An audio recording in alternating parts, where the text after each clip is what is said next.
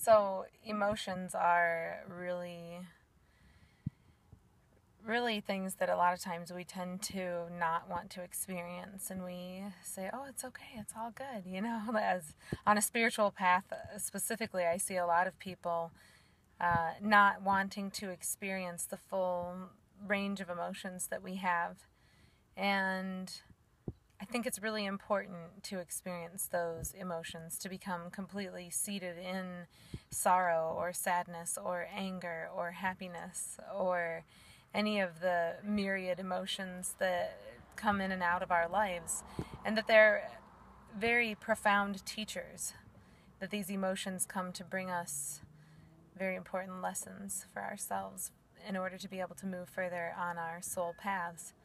And it's very vital for our growth and ability to move forward on that path, or whatever path we may be on, for us to embrace the emotions and to cry and to be upset and to share in silence if that's what we need to do. Maybe the emotions are driving us to be loud and crazy or whatever it is. I think that it's important to experience the emotion, but not to allow the emotion to experience through us, maybe. Maybe that's how it goes. I'm not exactly sure what the words are for it, but what I mean is to be able to experience the emotion, but keep your water still.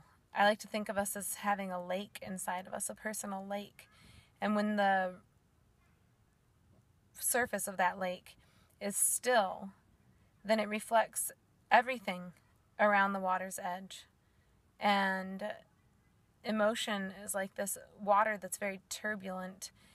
And I think that being able to keep that turbulence under the water, to be able to still function, to be able to still go through, to be able to experience these really intense and sometimes emotions that rip your heart to pieces, and you don't really know how to continue to function.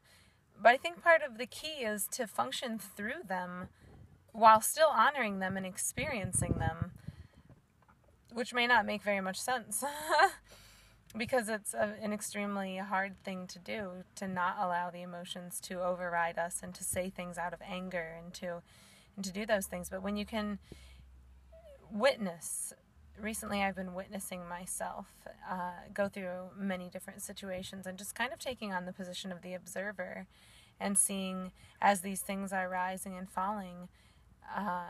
Sometimes I think it's like someone throwing a huge boulder, or even me throwing a huge boulder into my own lake, and there's all these waves and everything, and the point for me right now is to still that lake as soon as possible and bring those emotions into my body, to the places where they call to, and feel them and find out what their messages are on a soul level instead of on a emotional level, on an intense level, on a level where it's something that really becomes an infraction in my day or in my night, but more of a beautiful blessing with these amazing gifts, bringing the ability for me to find something deeper within myself.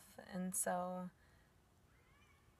if you have emotions, which you do, and we all do, and they are loud and wild and crazy, breathe them into your body. I think part of the problem is the resistance to having the emotion. Just breathe it into your body and feel whatever you need to feel whenever you need to feel it, because sometimes it's really important to allow yourself to be really broken and really sad, because those are the fissures in the concrete that the seeds drop into, and your tears water them like the rain does, and someday a beautiful tree grows and breaks all of that up. And that's really powerful for me. So I hope that it is for everyone else out there too. Thank you. Thank you so much.